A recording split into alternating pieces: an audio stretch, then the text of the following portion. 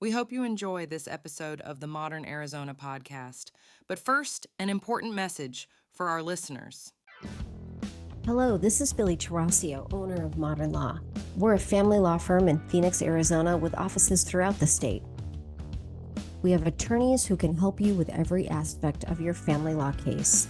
We also have a legal clinic run by students for those of you who need budget-friendly resources, and we have lawyers who've been practicing for more than 20 years. Collectively, Modern Law has more than 200 years of legal experience.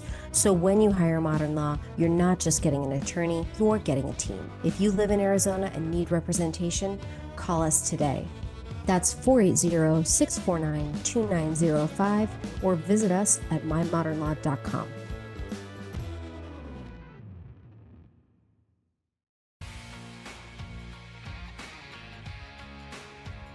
Hello and welcome to another episode of the Modern Arizona podcast. Today I am joined by a very special guest, Justin Yentes. Justin owns a PI firm. He has been involved in criminal justice in the area. He's been involved in politics in the area. He is a member of our community. There is so much we can talk about. Welcome, Justin. Thank you, Billy. I appreciate you having me on today. Why don't you first start with telling the listeners a little bit about you? Sure. I'm an Arizona native. I've been a private investigator since 2007. I started our agency with a former Phoenix officer, who's a Phoenix sergeant named Mike Torres. He ran the Drug Enforcement Bureau and the Phoenix SWAT teams for 10 or 15 years between the two, and was their public information officer. So I apprenticed under him, and then he took more of a back seat several years ago, and we have been going ever since. So we handle primarily criminal defense matters. We do investigations for the Maricopa County Office of Public Defense Service, as well as federal jurisdictions in Arizona, California, New York, Florida, and a couple of other counties around the country. So I think now we've got 7 or 8 investigators that work at our office. We're located now in Mesa. We used to be in downtown Gilbert in the Heritage District, right across from I think Liberty Market or so, and had to, our building, our suite got sold, so we moved out here to Mesa. So it's a great industry. It's a fun one to be in. We get to deal with a lot of very interesting people and curious situations, and kind of a motley crew of cases. From we've got some of our more serious cases. That's capital homicides. We do a lot of work in the capital defense arena. I mean, down to I think my most simple case is I recovered a stolen bicycle once and stolen jewelry. So they really run the gamut from all sides of investigations. Okay, and you are working on the Rachel Hanson case. I am. Yeah, I met Kim Hanson through a friend of mine, Vanessa, who is her neighbor. And Vanessa has been my dog boarder for, gosh, 5 or 8 years, maybe even more, maybe almost 10 years. I had a case in Hawaii, and had to go over there for long stretches of the time. And so back in my single days, and so I would drop my dog off over at Vanessa's house, and she would watch him while I was gone. So then when her neighbor Kim went through this horrible situation, Vanessa had reached out to me, and I'd talk to Kim through Vanessa and give her advice when I'd drop off my dog or pick him up.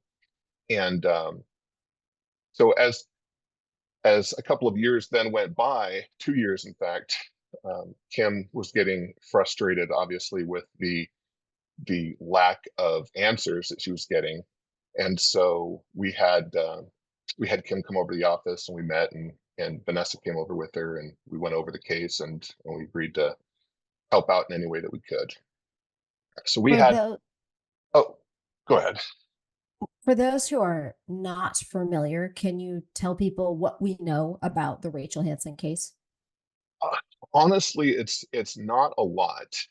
It's been what, 2 years? Well, over 2 years now, 2 years and a couple months now since Rachel was murdered. She was shot in an apartment complex right by the Santan Mall, um, and it occurred in the middle of the night. There was reportedly a 911 call from Rachel to the 911 dispatchers where she said, and I say this with the caveat that I have not heard this 911 call recording, and neither has Rachel's mother, Kim. So we're just going off of repeated information. And we don't have a copy of the police report yet. It has not been released to the public. I know multiple news agencies have asked for it. Kim has asked for it, and we don't have that yet. Can I ask, is So that unusual? it's I wouldn't say that it's unusual in open cases. So generally speaking, when we're looking for police reports and records, if a case is open and it hasn't been submitted for charges with the county attorney's office and they haven't closed it, then there is a lot that could damage the integrity of the investigation if it gets released prematurely. So oftentimes what will happen if you've got an open case is that usually the public records office typically will go to the case agent and ask them, hey, can this person that requested this have the file? If not, why, or can you redact it? But thus far, we've got very little. We've got what are called CAD reports, which is a dispatch report from the night of the shooting.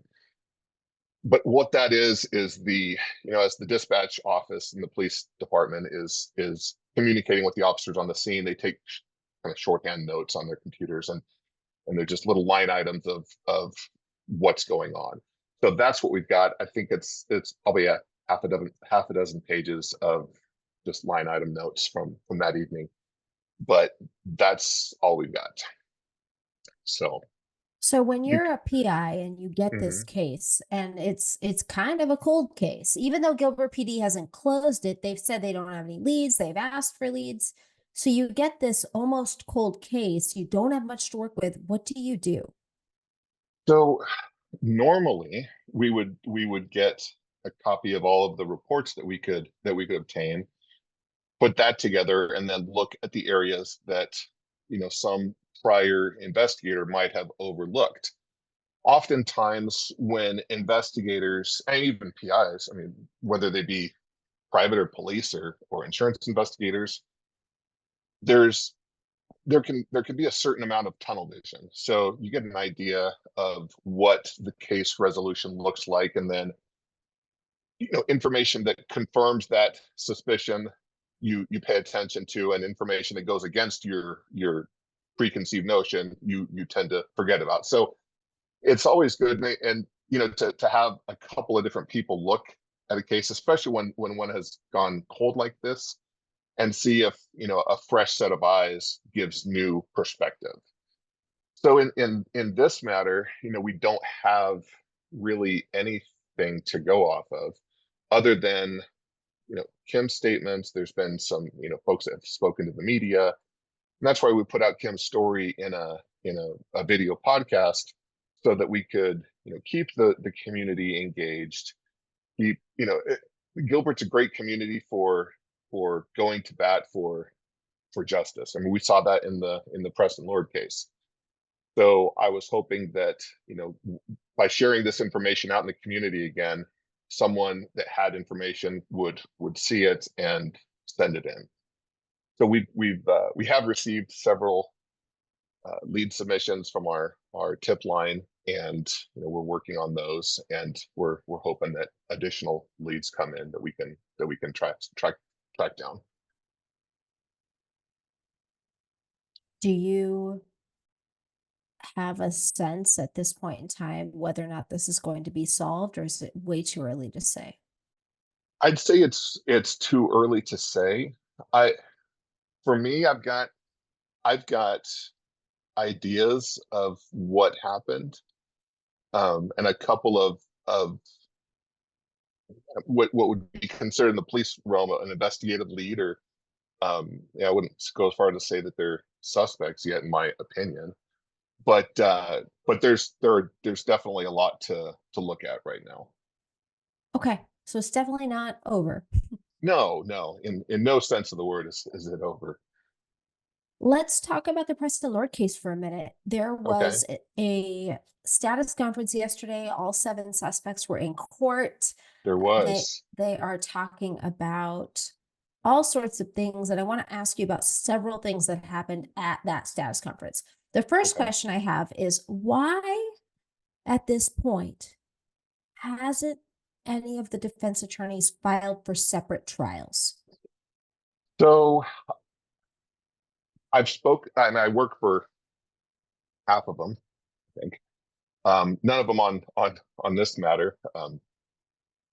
But I don't want to speak for them, but usually when severance is sought, when you've got multiple defendants on a case, if a defendant has to face the accusations of the state in addition to accusations from one of their co-defendants, they are, unduly prejudiced. And so right now, if one of the defendants were to flip or become an informant and reveal a bunch of information on the other defendants, then there would most likely be a motion to sever at least that person out. I don't know if that has happened yet, but if they are all facing the same charge and none of them have turned on each other, they're probably waiting until that happens. And with the number of young kids, I would imagine that that's going to happen at some point, because Yeah, someone's parent is going to say, you know, you need to say what you know and help yourself. So I would imagine yeah. someone's going to flip at some point. So I would imagine that you've got murderers. I don't want to call them murderers. You've got the suspects who are anxious to make deals. We've got a county prosecutor's office who are watching make deals, but Mhm. they're probably a little hesitant to make a deal on this particular case because it's so high profile. When do you think that will start happening? I would, there's always the option for any of the defendants to tell their attorney, look, I want to plead guilty. I want you to see if you can get me a deal. This is what I'll do. If you can get me something for 3 years or 5 years or 10 years, I'd be happy within that range. And then the attorney will go and talk to the prosecutor and see if something will work out in that range. Um, I I would imagine that some of those conversations have happened. I couldn't say whether or not they have, but people will plead out at all stages of a case. I mean, we just saw in the I don't know if I want to say fake electors, but alternate electors or whatever you want to call them. We just saw one or two of the defendants roll, Jenna Ellis, I think, and so we've got several other people that are still facing charges, but she's now um, resolving her case and cooperating. So that's only a couple of months old. So we're well within the time for that to be happening in the Lord case, but homicide cases generally take years to finalize. I've been seeing on social media and whatnot how a lot of people have been going into the status conferences and every court appearance and kind of rallying the troops for everyone, and that is great. I will say that a lot of these, as you probably know, are somewhat boilerplate hearings where not a lot is said. So there will probably be some more interesting or substantive hearings down the road when the attorneys and their investigators and their experts have gone through all the documents and gone through all the evidence and determined what legal arguments that they want to make. Once those start coming up, the hearings are going to get more interesting to watch. Right now, I haven't been watching them, but generally the judges are just asking where things are at. are interviews being done? What's the discovery process? Is everyone current on discovery? Does everyone have the resources they need? And are there any issues that he or she needs to address? So, And that definitely came up. So lawyers for the suspects are saying, I don't think we're going to be able to do January or July 2025. We have discovery is not complete. Prosecutors are saying, yeah, we're working together, but there's a lot of information. We're having a hard time getting it all uploaded. So at mhm. this point, it looks like discovery is not complete. Christine Whalen, who represents Talon Renner, said Oh yeah. that she had identified 400 potential witnesses that would all need to be interviewed, but not until after discovery is complete. Do Mhm. you think it's realistic that this goes to trial in July of next year? Not at all. I don't. I can't see this going to trial in the next 2 or 3 years. Um, it's it's a case where there's so many involved parties. I mean, number one, I don't even know how many co-defendants there are. 7. Devin? I mean, that's a lot to deal with in and of itself. Mm-hmm. Then you add into that how many kids were at this party? A couple hundred. Yeah. And how many people have had interactions with this group of kids in other areas that contribute to their activity? Another couple hundred. So, I mean, what Christina is saying is completely accurate. I had a case out of Pinal County, and we identified 4,000 witnesses that were involved on some level of this case. Now, this is a death penalty case, and it spanned multiple countries. But as the standard of care dictates, we have to fight for all of the resources that we need. We have to interview all of the potential witnesses and present the case in a light most beneficial to our clients, and that requires a lot of time. And most of these defense attorneys they're solo practitioners, or they've got you know they come from a large office like Christine and Joey Hamby. They're representing Talon, but they don't have a staff of investigators that is 15, 20 people. They've got maybe one, possibly two, if they've asked to have two, or if they're hiring them privately. So it takes us on the defense a lot longer because we're dealing with a small group of individuals that are working on each individual defendant's case. And So every single it's gonna one be a of long. those Oh, go ahead. lawyers is going to have the opportunity to be ready if the case stays consolidated like it is. Right, right. Man, It's so it's a it's honestly it's a slog. I've got a case that just went to trial. We just ended trial. I think it was probably about 6 or 8 weeks ago, and that case, the homicide happened. I believe it was 2012. So it was 12 years in the making.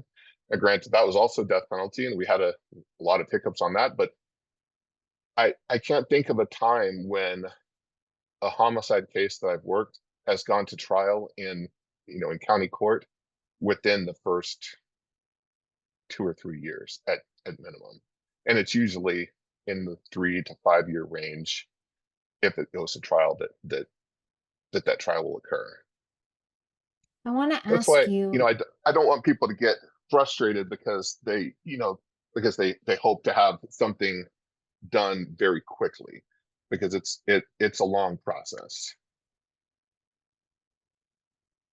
One of the lawyers was complaining about the term hybrid gang, the fact that the community's been talking about gangs, that maybe they can't get a fair trial here and they might want to ask to have it somewhere else. Do you have any comments on that? um I would complain about that word too. And this is a new term that has come up, that and I've worked in organized crime, and gang investigations for 15, 16 years. um I've never heard of an argument to classify a group like this as a gang. until, the BLM case was probably the first one that really had some controversy about the gang designation. And we all saw what happened to the prosecutor that did that. I believe she was disbarred, but I know she was fired from the office, and there's some ongoing civil litigation over her being terminated. But now with the Goons case, they're calling it this hybrid gang, but I mean it's not a gang in the true sense of the word. Gangs are generally somewhat race specific or location specific or unified goal specific. The Goons, if you want to call them that, they weren't, while they were on a Snapchat group all together and allegedly terrorizing the community. They I think it would be hard to compare them to a group like the Crips and the Bloods, or the any other street gang, except for the fact that they do meet the qualifications under the Arizona revised statutes. And so And that's really the only question. The question is, do you meet the legal definition? It's true, and this is a conversation that several of us have been having. Is does the definition in the statute need to be changed, because the way that organized criminal groups are now interacting? And that's actually something that came up this past week. I was at a death penalty college out in California, and one of the other presenters had talked about the changing ways that gangs interact, and we are seeing somewhat of a shift where a black gang might be only or might have only in the past allowed for other African American members, and a Chicano gang would be the same. But you are seeing some crossover these days in racial admission to gangs, but it doesn't mean that every group that is together that does something illegal is a gang.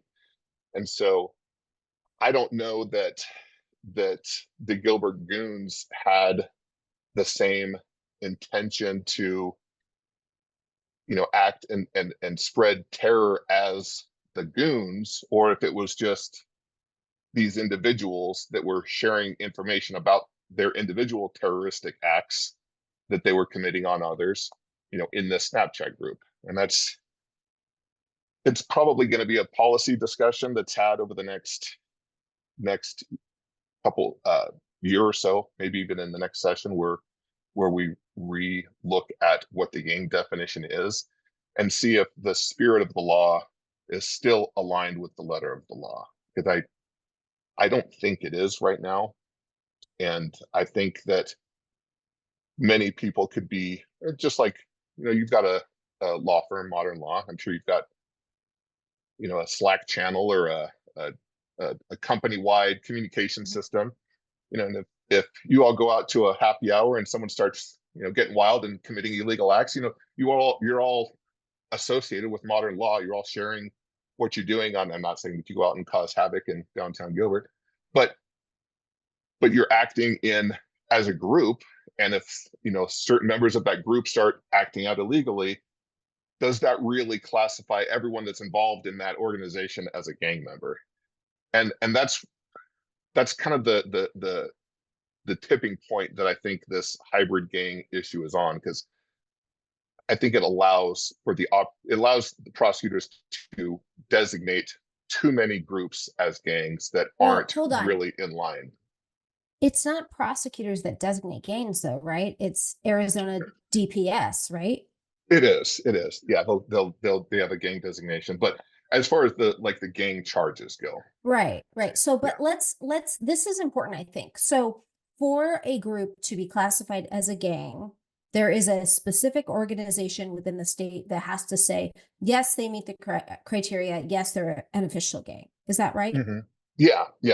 And then there's there's an Arizona revised statute that goes through, and I'd have to pull it up, all of the indicators that the criteria exactly that indicate that someone is a member of the gang.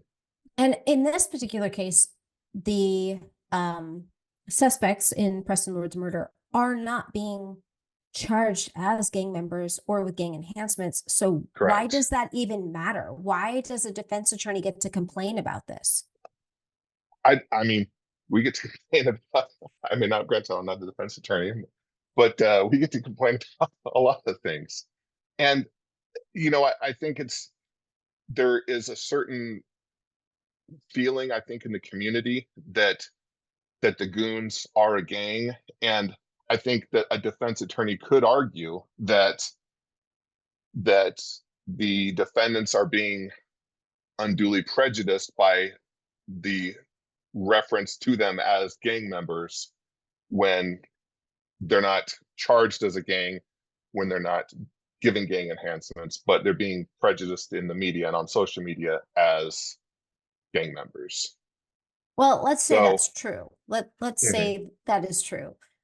Isn't that really, doesn't it really matter more about jury selection?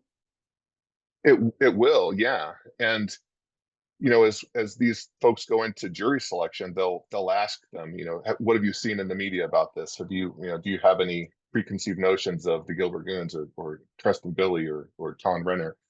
And you know, undoubtedly, if someone wants to be on the jury, they'll say no. I can be fair and impartial, and Mm. even though I might have posted about it 6 times on Facebook about how these guys should all be executed, I can be fair and impartial. So They would never get on a jury, right? Like, that has absolutely happened. Yeah, I mean, we've looked at jurors before that have been on, openly mocking a certain race group online, and they go into jury screening or excuse me, jury selection, and they say, "Yeah, I can be fair and impartial," even though they've been putting migrants on blast on social media, even though they've been criticizing people for, quote, playing the race card in criminal defense. And so, yeah, it happens all the time. okay, so how do defense attorneys, you just need to research your potential jurors, right? If you've got time, yeah. If in a non-capital homicide case, you're probably not going to get very long to research your jurors. And, in a capital case, you usually get 3 to sometimes even, up to 6 weeks, which is great. In a non-capital case, I've been in a jury selection that lasted, from 9 o'clock in the morning, and we picked a jury. We had our jury by noon. So at that situation, there's no way that you can, do any type of substantive research on your potential jurors.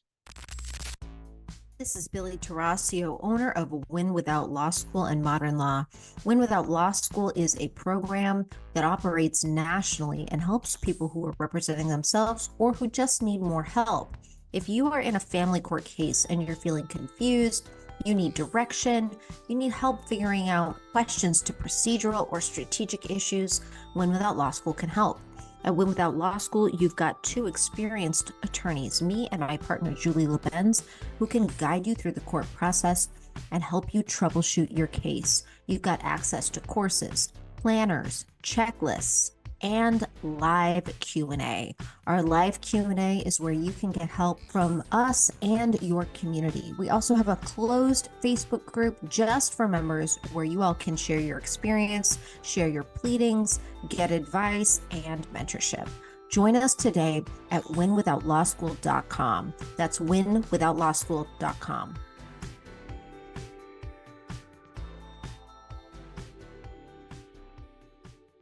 So if you find out afterwards, hey, this juror who said they can be fair and partial is blasting all these things on social media indicating that's not true, what happens?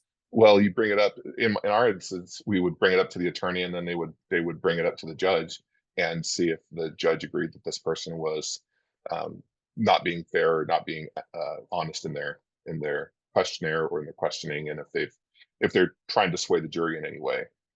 Usually, when that occurs, they'll bring the juror in and question them individually. We just had that happen where a juror was, excuse me, we had a black defendant, and he had posted all these things online during the trial about playing the race card, about whether or not, white individuals compared to black individuals committed more crimes. And so to us, it was pretty apparent that his racial bias was ongoing during the trial, and he said that he could be fair and balanced. And they we tried to get him off the jury. That there was some litigation back and forth. The prosecutors wanted to keep him on. We were trying to get him off, and he ended up staying on, and we ended up on the hung jury, which was great. This But was yeah, a white juror this is a white juror. who had made comments about the propensity of Black people to commit crimes. Right. Oh, Very, and they're difficult conversations, but you gotta, our judicial system is set up with checks and balances, and these issues have to be investigated, they have to be litigated, and they have to be exposed. And if our accused criminals can't get the benefit of the Constitution, then who can? We've got to make sure that our constitutional protections apply to everyone equally. And sometimes that means, that someone that has committed a horrible crime, gets a benefit because the process that's being followed. right. I mean, it's an imperfect system. It's Mhm. never gonna be perfect. And there are competing interests. There Yep. are. You have a public safety interest and you have a constitutional rights for the individual interest, and they both matter. They do. So currently, what do you think is going on in the state of prosecutions and sentencing? You've been doing this a long time, and it Mhm. feels to the community like sentences have gotten real small. You know, I've heard that as well, and maybe I'm biased because everyone that our agency represents is, well, they're generally facing life in prison or worse. And so, I mean, few people will exit a courtroom with a life sentence and like high five their team, but that's usually what we're doing. If we can get away with a life sentence rather than an execution, that's a huge win. Um, there's the criminal defense, or the criminal recidivism is a complex issue, and it's caused by a lot of different factors. And so if you've got, and that's why, one of the reasons why I'm always opposed to mandatory minimums, specifically because every case is so different. No two people come from the same background. Their intent, no two people have the same intent. While they may have the similar act, that someone might commit an aggravated assault, but the circumstances leading up to that assault tend to vary very, greatly. And so the criminal action is actually different, and the criminal intent is different from case to case. And so the punishment and the removal of that person from society needs to be adjusted based on that individual circumstances. So we've got diversion programs now. We've got the six open process, where a felony six can be designated a misdemeanor. And those are great options. If someone has committed a crime and they're not a career criminal, sometimes that first criminal experience is enough to scare them straight. Obviously, sometimes it's not, and they go on to commit others, and they become repeat customers. I've got one guy that called me this morning. I don't know how many times I've had this client, but I know it's been since 2008, and here we are in 2024, and he's still in jail, and I've got a new case. So he hasn't learned his lesson. But other people I've had that have come through and got busted on one thing, and that was enough to put them on the right track. And there's no reason why their life should be destroyed because they made a stupid choice at 17 or 18.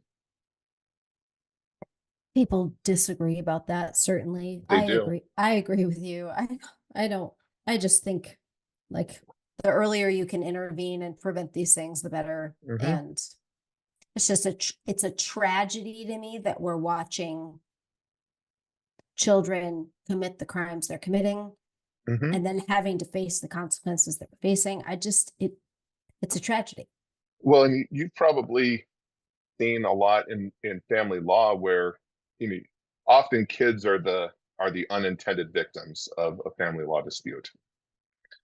And unfortunately, when these kids don't have the upbringing that they need and don't have proper guidance from their parents, they don't have a mother, they don't have a father, they don't have, loving home, they don't have education, they've got a mental disability that goes undiagnosed or untreated, then they tend to spiral. And if if those issues aren't being addressed in the home, then they need to be addressed in the school. If they're not addressed in the school, then they need to be addressed by someone else. But if not, those kids are going to end up on the street. They're going to find their sense of community somewhere. And it might be in a church, or it might be with the Gilbert Goons, or it might be at the football team, or it might be with the Mexican Mafia. So one way or another, these kids are going to figure out or find a community that they feel comfortable to live and operate in. And it might not be the one that is good for them or for society. But if we as parents and business owners and citizens don't protect our kids and our families, that's where they're headed. I don't know how I got on this on this thread, but it's very common to see folks that are involved with major crimes in their 20s and 30s, to see their history of abuse and neglect and drugs and criminality. And so these are unresolved problems that just manifest themselves as these kids grow. So So there's been a oh, go ahead. what I'm hearing you say is by the time that kids or young adults end up in prison, we've got failures at a whole lot of levels before Oh they get yeah. there. But Hmm. eventually you have to deal with the problems. Oh yeah. It's true. It's true.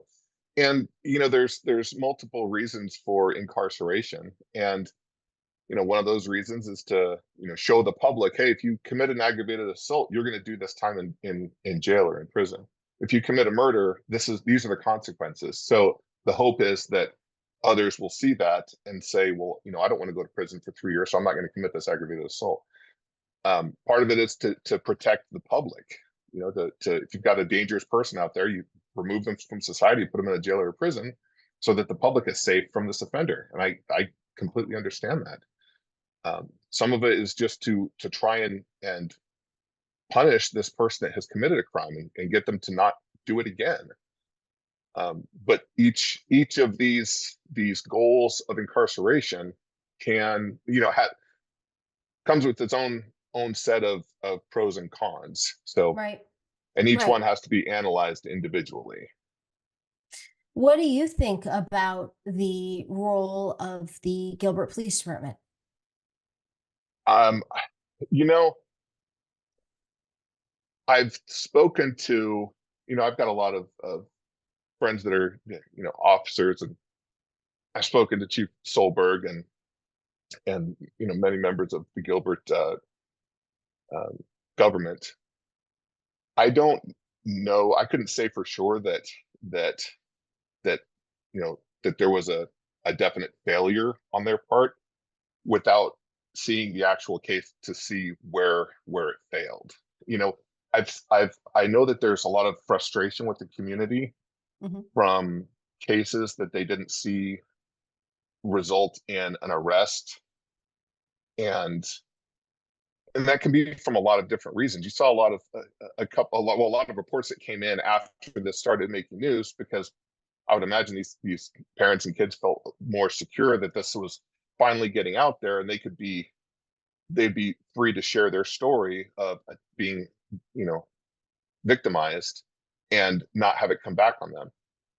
A lot of cases go unsolved because there's not ample reporting, there's not a lot of confidence in the police, there's not an open dialogue between the police departments and the citizens. I was telling one of the council candidates a while back that we need to look at the relationship between our police departments and our citizens as kind of like a marriage. If you didn't talk to your spouse for 4 weeks or 6 weeks, things would go downhill. It would cause issues. We're coming out of several years of growing barriers between citizens and the police. We've had protests even in downtown Gilbert, protesting the police departments in the George Floyd era, and those bonds, when they break, when they sever, like everyone actually suffers. The citizens suffer because they've separated themselves from that relationship with the cops, and the cops have suffered because they don't have the citizens that are helping them with information.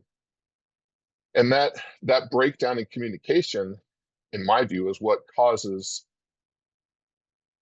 the departments to be not as effective in battling these crimes like we've seen in Gilbert.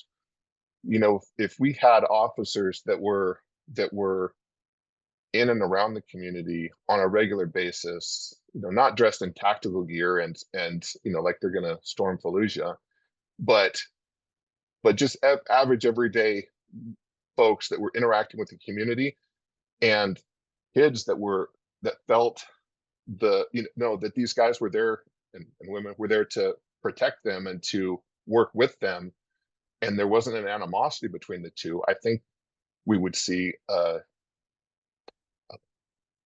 we'd see fewer of these problems.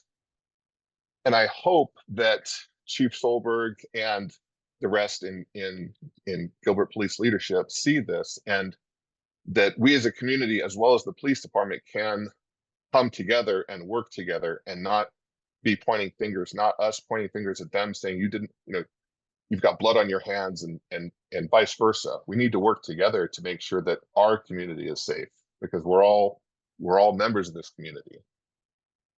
We are, but there's just a lot of broken trust. There is.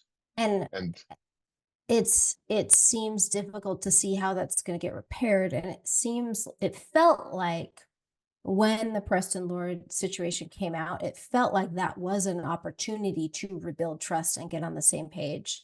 And it felt like we never got on the same page. I would agree with you. I think that's accurate. That So how do we do it this, now? I think it's open communication, and stripping ourselves of egos and of the finger pointing. I've watched or been at town council meetings for years and years, and I a lot of times after hearing the communication from citizens, I feel like sometimes the citizens are putting too much on the government, because it's not really the government's role to manage every aspect of our lives and make sure that everyone's safe all the time. They can't do that. I've also seen a lot of instances where I felt like the government and the council and the PD has not been empathetic towards the citizens, because they feel attacked, and maybe they did drop the ball, and maybe there were instances where investigations went south for one reason or another, and those do need to be looked at. If there's training opportunities there, I'm sure that Gilbert's risk management is going to be looking at those, or people that are going to be or have sued the town are going to be looking at that. But those areas need to be addressed. They need to be fixed. But our communication between the community and the police department needs to be fixed. It needs to be better. I liked a couple of years ago, I don't know if they're still doing it, they used to do this coffee with a cop program. I think it was at Sweet Brews, a coffee shop that unfortunately I think went under. But they'd have cops out, and kids would go and have coffee with them and talk. And honestly, that's in my view is a great program. It encouraged communication, and when you can have open communication between the two, you're you're bound to have a safer community. You're bound to have a more effective police department. When that breaks down, it doesn't help anyone. Yeah, somehow we gotta all get on the same team. Like somehow the community and the cops and all the law-abiding citizens have to get on the Hmm. same team. And uh right now there's just a lot of hate. There's hate in the community towards one another, towards police, towards schools, and I totally 100% understand why, but we have to find a way forward. We do. It's true. The the current path, the current trajectory can't continue. Well, it's not going to solve anything. It's only going to No. hurt our community. And I think our community is still pretty awesome. I really do. Oh yeah, Really Gilbert's great. awesome and really, really worth protecting. So let's switch gears entirely. You worked on the Sure. Jody Arias trial. I d- I did kind of for a hot minute. So yeah, I was I'm an investigator for an attorney named Jennifer Wilmot, and she was Jody's attorney on the first and second trial, as well as her co-counsel Kurt Nermy. So I came on during the second trial. There was a hung jury in the penalty phase of trial number one, and then during the second trial, unfortunately, the investigator that was on the case, a guy named Bud, he passed away during the trial, and so I stepped in and finished up that with Jennifer. So for those who aren't familiar, or maybe they've heard her name, but they don't remember, what was that case about? It was about a girl in the East Valley. Actually, she's from California, that was accused of murdering her boyfriend Travis Alexander. So she was facing the death penalty because they claimed it was a premeditated um, murder that was well planned out and whatnot, and went to trial. I believe it was the 2014. Now it's been so many years, and during the first trial, and for those that aren't familiar with the capital process, when the state is seeking the death penalty, they first have to prove that a death eligible crime has occurred. So in her case, it was a first degree murder, and then they have to prove that certain aggravators apply. So premeditation, cruel and heinous. There used to be a monetary gain aggravator. Mm. Um, so there's a bunch of different aggravators that can apply to a case to have it qualify then for the death penalty. So those were proved, and then following that, they go into the third phase, which is known as the penalty phase. And in that phase, they determine whether a person is sentenced to life without parole or death. And each one of those stages is decided by the jury of 12, and in The same the jury? the same jury. Yes. Okay. And they kind of run one right after another. So they just kind of they do one section and then finish that and then go right into the next. And then assuming they keep getting guilty verdicts, they continue. So in the penalty phase, where they were determining whether or not she would receive life in prison or death, there was a hung jury. And then what that means in Arizona is that the state has the option of either stopping their or ceasing their determination for the death penalty, stop seeking the death penalty, or they can try one more time. And so in this instance, Juan Martinez, who was the prosecutor, decided to try it again and redid the penalty phase. And that was the trial that I came in on. It was the second penalty phase. And what was her sentence? She so in that second phase, there was one holdout juror. And so there were 11 that were voting death and one that was voting life. And so because it hung two times, the state no longer had the option to try again. So now she was given a life without parole sentence. Okay. What is the state of the death penalty in Arizona or generally? So in Arizona, we haven't had an execution since the latter part of the Ducey administration. And I can't remember the guy's name that was executed. He wasn't a client of mine. I did used to see him in out on death row quite a bit when he was meeting with his team. Governor Hobbs has not sought or I guess it would be Chris Mays, has not sought a death warrant on anyone yet.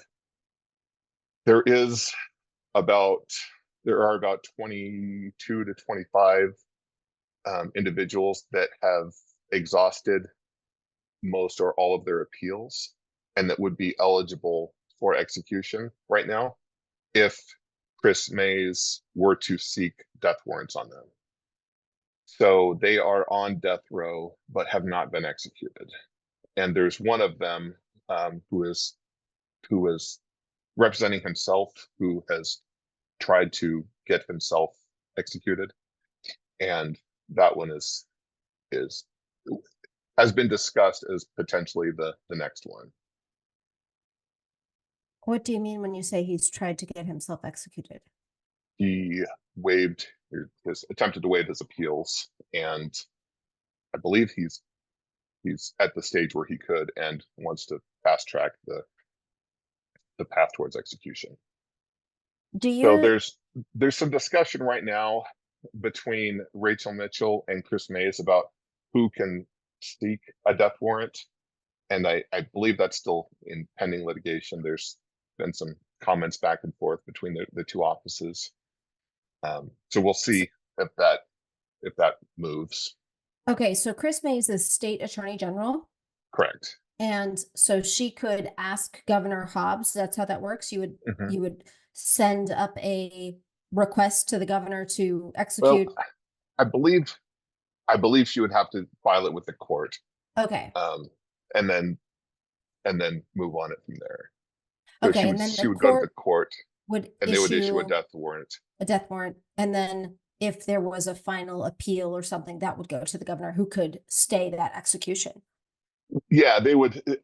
There's a lot of litigation that goes on under a warrant, and there's appellate attorneys that handle those, and some with the federal defender's office that do, and they battle those on a state and federal level.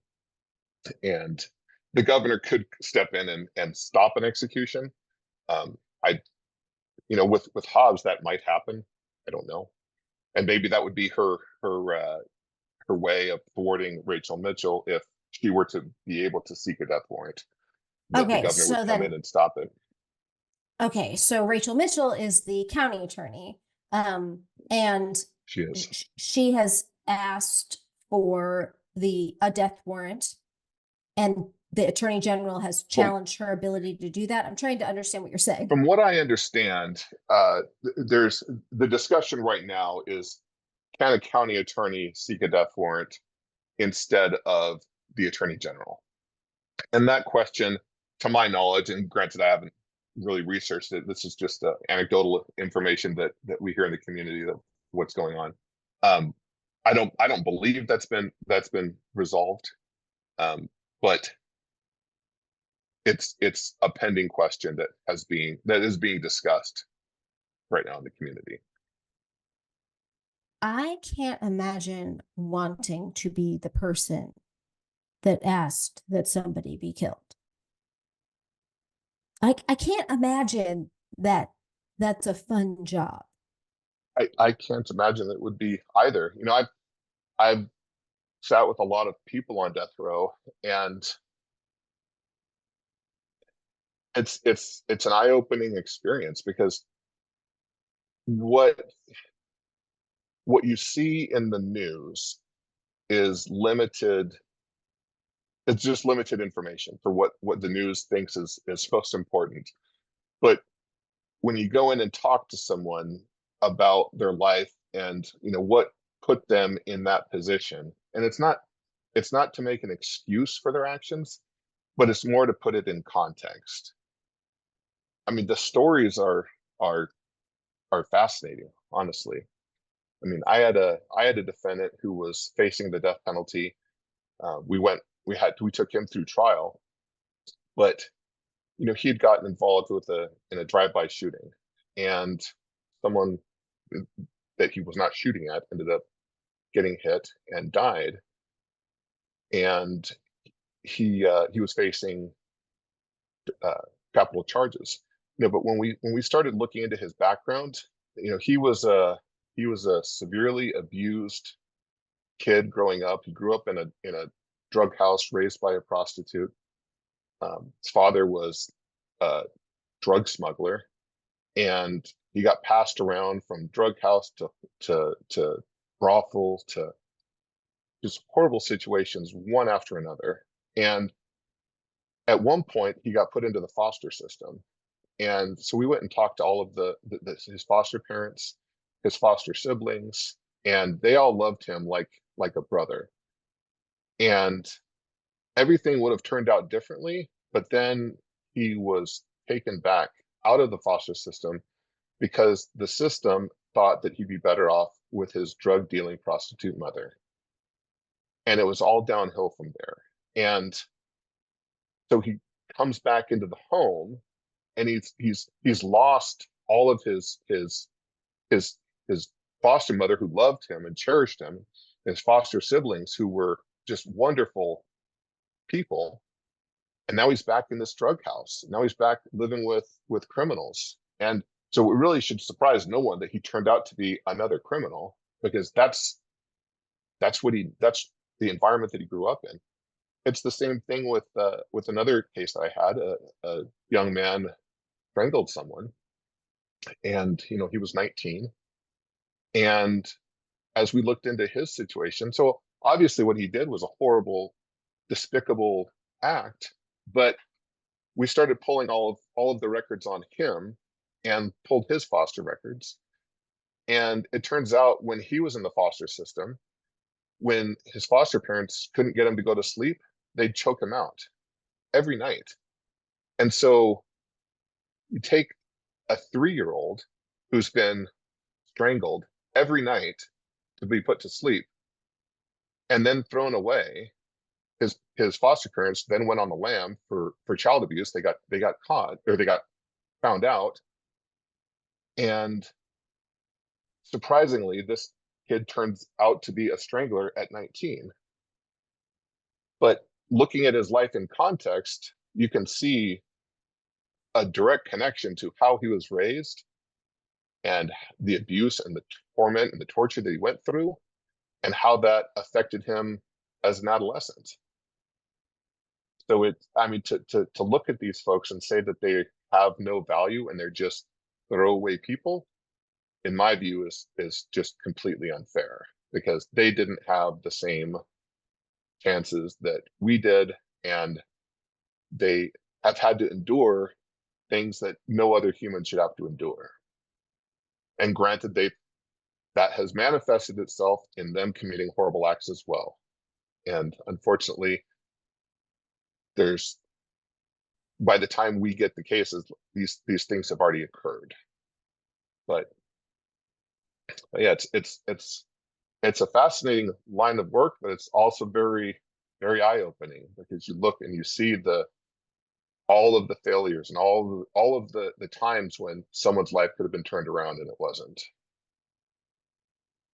When I asked you about the state of the death penalty, um, I really was asking, what are we doing? What are we doing? Are we continuing to execute people? Are we not? Is the trend up? Is it down? Like, it just feels like senseless. It feels like there are other options, and it feels like just a never okay thing to do, especially because we know we get it wrong. We know we've executed innocent people. And I don't think it's even okay to execute guilty people. But if there's a chance of executing innocent people, how can we as a society do that?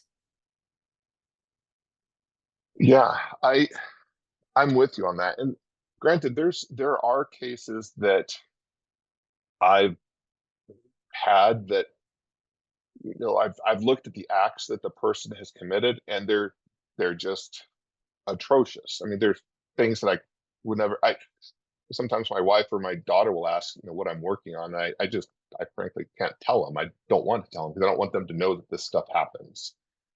And so it's hard to draw the line between understanding how people can do such horrible, horrible things, and then also saying that those same people have value worth saving. But It's the not more, just that. It's like, it's not just that. I don't care if they have value or if they don't.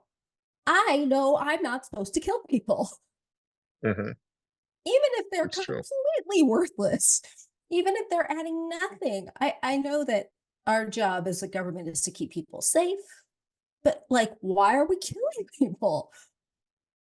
Well, yeah, and I feel like the role of government is to preserve individual liberty and preserve individual rights, and I don't think that the death penalty is an effective tool of corrections.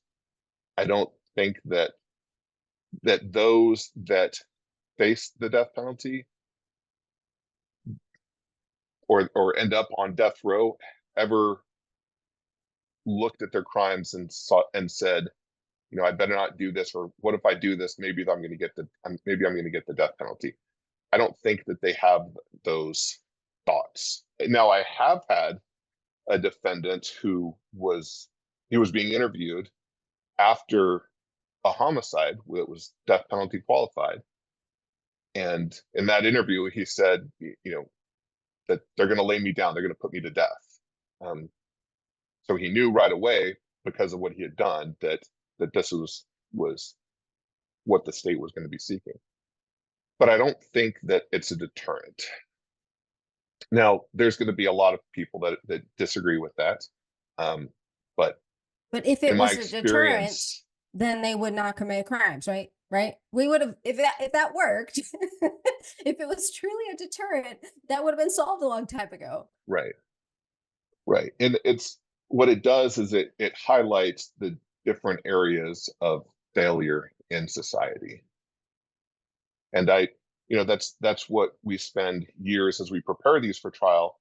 This is what we spend years doing is documenting every aspect of a person's life, their mental health, their total history, um, going back multiple generations, and identifying where things went wrong.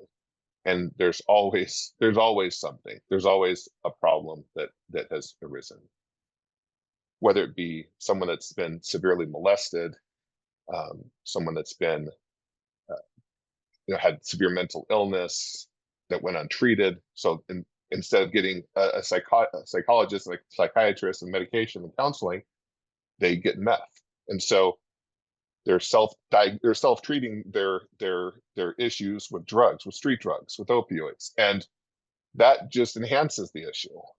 And so there's a lot of steps that are between an innocent child and a death qualified murderer, and the amount of issues along that path is often just overwhelming. That case I told you about with the kid that strangled his victim, we had 33 or we still have 33 bankers boxes full of files that we've collected on him. You know how big those are. I mean, 33 boxes of documents that have been created on this kid from the time he was born to 19, of foster records, juvenile records, court records, everything that you can imagine, school records to the extent that he was in school. And it just paints such a picture of the fact that this kid had no real hope. Well, did he really only strangle one person at 19? And does that in our society really justify the death penalty? There were a few aggravating circumstances to the strangulation in addition, but yeah, it did. That was death qualified. Not that I'm diminishing. I'm not diminishing the murder. Mhm. Nothing in our system is ever going to make things right. You know what I mean? There is no It's punishment that true. ever undoes the crime. So we Hmm. should stop trying to do that because it's not going to happen. Hmm. Anyway, Justin, Yes. thank This you is for kind of a coming on the downer show. for your listeners. It was kind of a downer. It was kind of a downer. What you do is so heavy. Sorry. It's Yeah, so it can be. heavy. And, but it's important. Life is not black and white It's not. at all. And the more we can, I think, look at things that we don't want to look at and see perspectives that we maybe haven't thought about before, I think hopefully the kinder and more compassionate we can be towards one another. It's true. It's true. I think, you know, I've got a good friend now that, I've represented for 14 or 15 years, and he's locked up, and he'll send me, I mean, honestly, this beautiful artwork, and he's very encouraging, and he'll send me emails from the prison saying, that he's, praying for me, and he hopes me and my family are doing well. And you know it, from the outside, someone might look at this guy and think, like, how could you see the value in this monster? But honestly, to me, I he's just a he's very, like, I see the compassionate side of him. And he sees what he's done wrong in his life, and he accepts it, and he's, really trying to make positive changes. And and I'd like the community to see stories like that, and see, you know real people that are redeeming their lives you know through the correction system, and through, um just being able to be be around at least a couple of people that believe in them, because most people that end up in jail or prison have had no one that believed in them. Or if they ever did, it was one teacher, and then that, they moved schools because their parent got sent to jail, and they lost that teacher, and everything fell apart. And those are the type of stories that we hear just over and over and over. It makes me just want to Wah, spread love. wah. Just spread love. Uh-huh. Yeah, Thank you for coming on the show. Thank you for of sharing course. and for doing what you do. I have enjoyed it weirdly. Well, I'm glad you have, Billy. Thank you so much. Thanks so much for listening to the Modern Arizona podcast. If you've enjoyed what you've heard today, make sure to download it, like it, leave a review, and share it with your friends. If you know someone who would be a good guest, or you would like to be on the Modern Arizona podcast, make sure to give us an email or reach out to us at mymodernlaw.com.